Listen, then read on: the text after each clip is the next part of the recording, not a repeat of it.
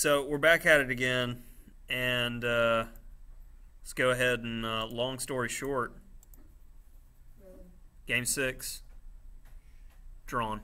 Yeah, Magnus didn't exactly play with extreme gusto by any means in this game, and after the controversy from social media with the St. Louis Chess Club posting Caruana's preparation chess base file, and I honestly believe that they had it open and that was a video because they took it down immediately in horror. So yeah, of course the Magnus camp knows exactly what Caruana has prepared now, and it wasn't surprised when he played the Petroff, which he played in their previous game, where Magnus almost won. He pushed him to the brink in their last game before the World Championship. So this move, knight d3, was played, and it's extremely rare. Typical lately is knight f3, knight takes e4, and there's only two variations I wanted to cover that are side variations. One is if queen e2, there's a normal trap here that, say for instance, if d5, d3, so they go queen e7, and if d3, knight f6, the most accurate move and the only move to play for anything for white is bishop g5. And this is an interesting point about exchanges in time. If white takes here, when black captures back, this is the exact same structure except white is a move behind. So black is playing white in this position. And this has always been a neat position to show students because it makes the point that a single move, if you're capturing something and your opponent's recapturing with a piece that's not developed, he's gaining time. So be aware of that advantage. Now, after knight f3, knight takes e4, the variation that's been in vogue and typically what I recommend to play against the Petroff, or Russian game as it's also called, is knight c3. And after capture, bishop e7, bishop e3, and you end up with a castle's queenside position for typically both sides. And there's been some really interesting games in the database from this position.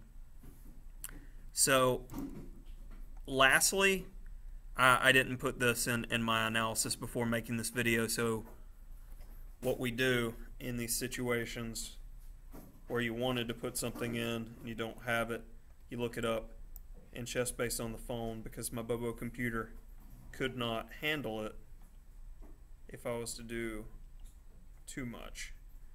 So knight takes f7 is a very interesting move that actually scores better for white in the database than you would expect with 53% rather. And after king takes f7, it's d4.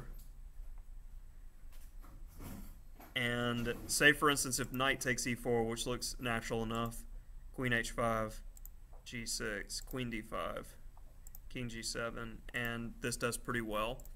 But after d4, the normal move here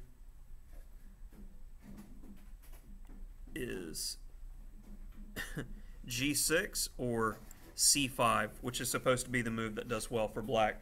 But this type of variation, you have to be prepared for it if you play the Petroff. This is not the way Magnus would ever play in a serious game.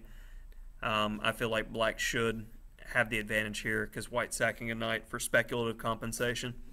But it's definitely a line for you to know if you're considering playing this after watching Fabiano just hold the world champion to a draw without any difficulties. Now we begin the dance. So after knight d3, he takes the pawn back. Queen e2, we unblock the pin. And now, in a game previous by two female players, we had b3, knight c6, bishop b2, bishop f5, and I really liked the position that they got in the game. I think that this is a lot more interesting than what Carlsen and Caruana got. But Magnus had knight f4 prepared as a novelty, and now we see like 10 knight moves in a row. So knight c6, knight d5. We both have our queen attack, so we decided to just keep this endgame going. c7 and c2 are both attacked, so we defend these. Make your knight go away a whole bunch.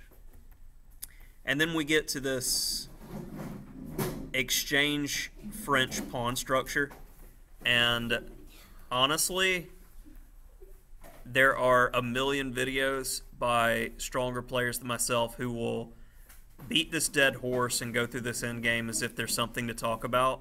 But honestly, it's just not fun. It's not fun to analyze until we get to a point to where Fabiano got a little something going. And stuff just continues to trade as expected. And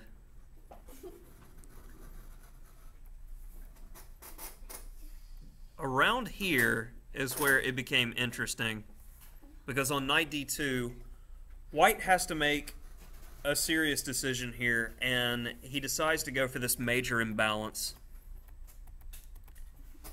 with a couple pawns for the piece. And objectively, this is a very, very difficult position for black to win if he has any winning chances at all. And Caruana definitely, in my opinion, made the most of what he had. And it's an important note here that if you're ever going to push these pawns, you want to push them on the square that's not going to be attacked by the bishop, because you don't want your king like tied down to defense of that pawn forever and ever and ever. So basically what we're going for is trying to get activity of pieces. And it was interesting because I was analyzing this with my students for a long time, and we couldn't come up with anything. And when you play around with an engine, the engine's like, black is 1.5 pawns better. But, I mean, you can just keep clicking next move, and it keeps saying 1 to 1.5 better, 1 to 1.5 better. But the engine's horizon effect kicks in, and unless you've got a table base, you don't have really what's going on in the position. But I felt that Caruana came up with an excellent plan, all things considered, to get his king active versus having the knight active. So first, he gets to this ideal position where the bishop is watching the passed pawn, the only real threat. And then he gradually sets up this nice blockade position.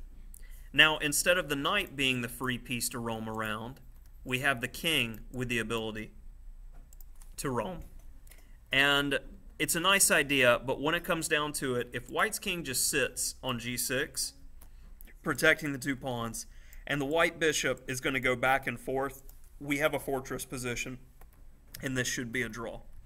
So black does what he can here, and honestly, about this point, I feel like he should see that this is going to go down.